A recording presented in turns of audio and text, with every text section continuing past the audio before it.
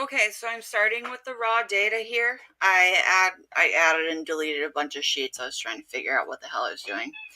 I'm going to rename this text to column so I can remember what step I'm on. And then I'm going to take this whole one, Control Shift down, Control C to copy, until it's copied because these green dotted lines. I'll paste it over here, Control V. And now I'm going to highlight just the digits and do text to columns, which is under data. And have the correct destination for it, which I will pick the second row so I can put headers above it. Okay, now we got it.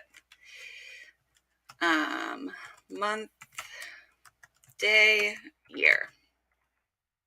Okay, now I'm going to go back to the raw data and I'm going to go up to the top and I'm going to grab the 3. So Shift Tab over will highlight the portion to the right, and down will highlight the portion downward. If there's any gaps in your data, it will stop when you're going down if there's just one gap.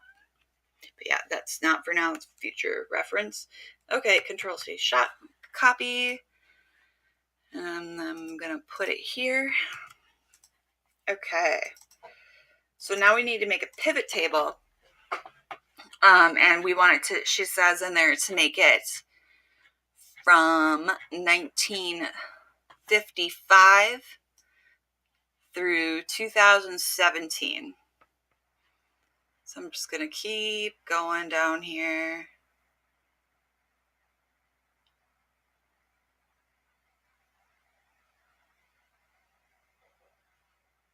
Till I find 2017, which is going to take for freaking ever.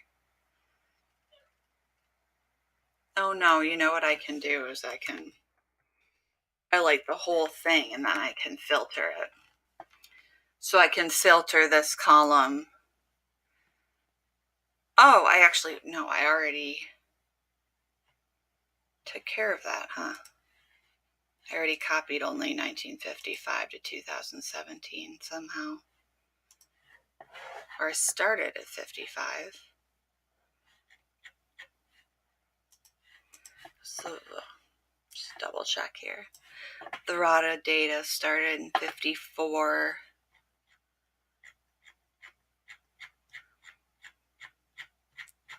What? Oh no, here we are in 54. Okay, so we're gonna want to,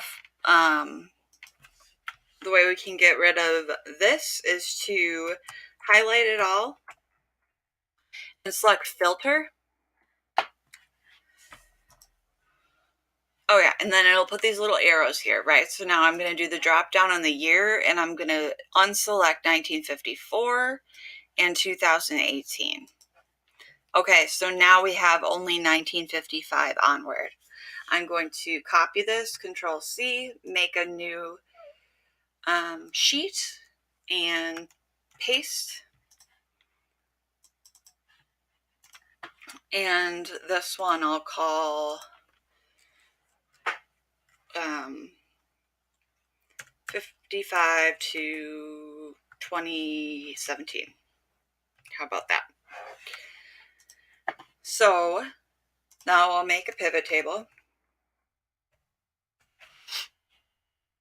Insert pivot table. Okay, so we're going to do here month because we're doing monthly.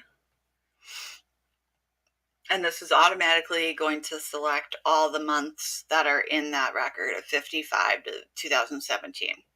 So month is going to be your rows. Flow, direct runoff, and base flow are going, once you click them, they will populate into the values. Anything you click will populate into the values. You kind of have to drag them into there if you want them special. Okay, so we're going to change these from sum to average.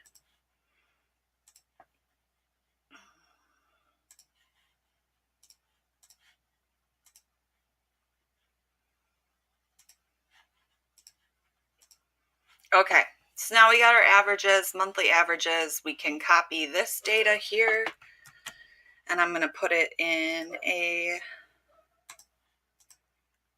I'm going to put it right into here. So we can say monthly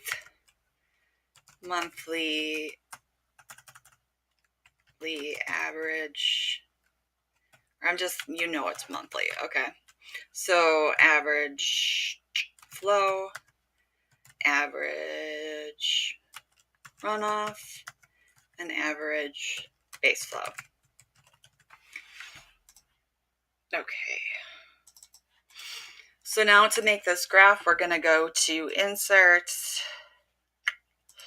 charts, and I'll go with this, I guess, or maybe, I don't know.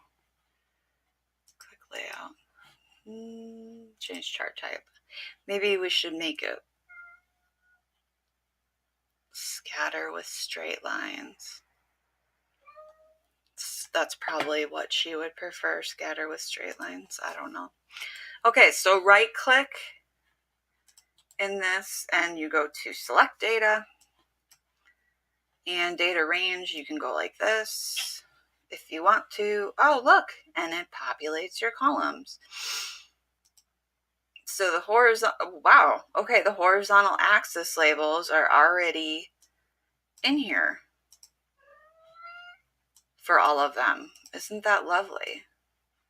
I'm not sure how that happened, but I've never done that before. But otherwise you would do what we talked about before, where you add a series, you do the x-axis is this, y, x, y, x, y. Okay, so let's see what this looks like here. Okay, so now we need to insert the different chart elements, they're called. Let's make this chart bigger so we can really see what the hell we're doing. Okay, so we're gonna insert a axis title, horizontal, we're gonna do a vertical, we're going to do a legend. And I can't remember if you can change the text options. Text fill. No, okay, can't change those. So in terms of this, you might want to make sure you label these in a way that you want to present them. Like monthly, or no, actually you could just label them flow, runoff, and base flow. And then when you do your caption for this graph, you can do graph number 3, average monthly flow, runoff, and base flow for the period of 1955 to 2017. That is what you'd want to put on there. Again, she hates these kind of lines, so get rid of those. And we're going to move this probably up into the corner.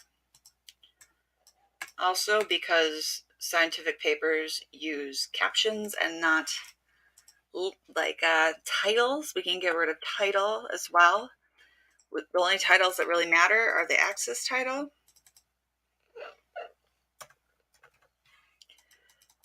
So we're gonna do this one is average monthly flow, and then we're gonna do here month. And I mean, if you did want to, you could do them with words, of course, right? You could write out January, February, blah, blah, blah, blah, and use that on the axis instead. But I think that is just fine. And then to adjust this, we'll go to format plot area, is it? No, we go to format axis, that's right. Format axis, and we're gonna do the maximum at 12.5. I think that'll get better. And then the minimum could clearly be like 0 at least. No, let's go even farther. I do like 1.